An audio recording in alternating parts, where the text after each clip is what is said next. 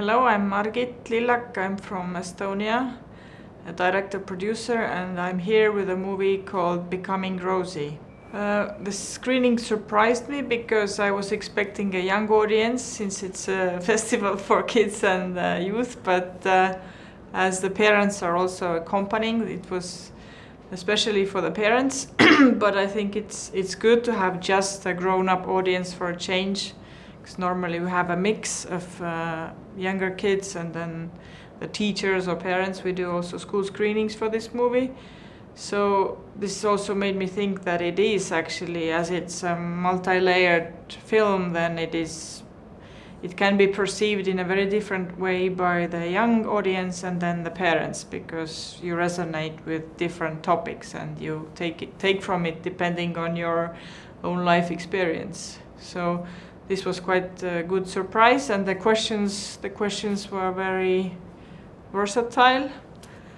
What stuck with me personally maybe was the one from a film student who said that they are forced to make films with a steady cam only and everything has to be so perfect.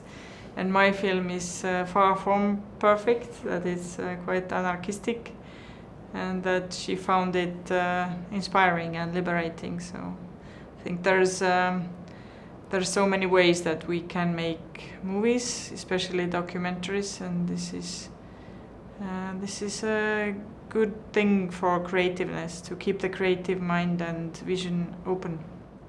Well, the difficulty was to edit the different timelines in a way that I had the childhood, and then I had the teenage years, then I had her own social media footage or her own auto-portrait kind of. And I didn't, from quite early on, I knew I didn't want to make a linear film, in a way that I didn't want to start from the childhood and then move gradually to the...